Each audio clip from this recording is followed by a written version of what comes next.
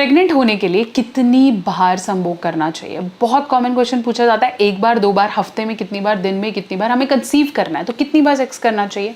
चलिए बात करेंगे, और कब करना चाहिए इसके बारे में मैं बात करूंगी। चैनल पे नए हैं सब्सक्राइब कर दो और ऐसी बहुत सारी वीडियोस के लिए कनेक्टेड रहो।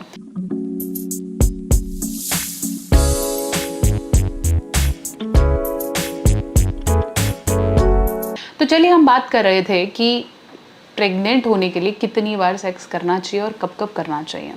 देखिए, अगर आप कंसीव करना चाह रहे हैं, है ना, आज से कंसीव करना चाह रहे हैं, मान लो आज महीने का पहला दिन है, तो सबसे पहले ये देखो कि आपकी वाइफ का पीरियड्स डेज क्या है। अगर आपकी वाइफ के पीरियड्स डेज मान लो 7 तारीख से 15 तारीख तक होते हैं, बहुत दिन बता दिए, यूजुअली 4-5 दिन की साइकिल होती है, मान लो हम 7 से 15 तारीख तक की भी डेट लगा रहे हैं, तो 15 तारीख आपको पता है कि 15 या 14 तक उसके पीरियड्स खत्म हो जाएंगे, तो उसके एग्जैक्टली 14th डे आपका शायद हाई ओव्यूलेशन डेज होगा। बेसिकली आपको ओव्यूलेशन डे का ध्यान रखना है। अगर आप ओव्यूलेशन डेज के आसपास सेक्स परफॉर्म करते हो तो कंसीव इंस्टेंटली होने के चांसेस हैं। अगर आप बिल्कुल पीरियड्स डेज से पहले कर रहे हो या बिल्कुल पीरियड्स खत्म होने के बाद कर रहे हो तो ऐसे में कंसीव होने के चांसेस बहुत कम होते हैं। इसलिए हम इसको सेफ पीरियड भी कहते हैं। पीरियड से जस्ट पहले और पीरियड्स के जब बाद बहुत सेफ डेज होते हैं, ऐसे में आप बिना कॉन्डम के भी करते हो तो चांसेस बिल्कुल ना के बराबर होते हैं कि कंसीव हो जाता है।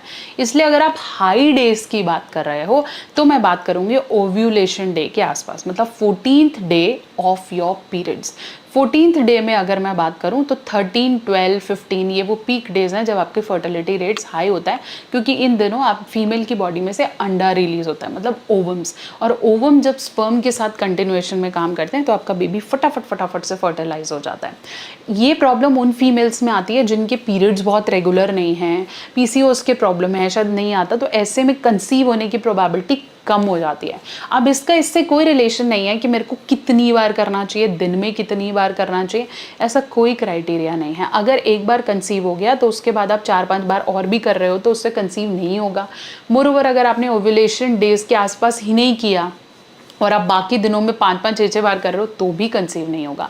इसके लिए मार्केट में ओव्यूलेशन किट्स भी आती हैं। ओव्यूलेशन किट्स में आपको एक टेंटेटिव डेज, जैसे आपको पता है कि पीरियड्स मेरे 15 को ख़त्म हो रहे हैं तो मैं 28, 29 को अपना सुबह मॉर्निंग का यूरिन उसमें डाल दूंगी। तो जैसे ही डालूंगी तो मुझे पता चल जाएगा कि आज मेरा फर्टिलिटी रेट कितना हाई है। उसके अंदर पैरामीटर होता है कि इससे ज़्यादा ग्रीन, ब्लू, पर्पल, तो वो आपको पता चल जाता है कि हाँ उन दिनों मेरा हाई है और उस समय आप ट्राई कर सकते हो कंसीव करना।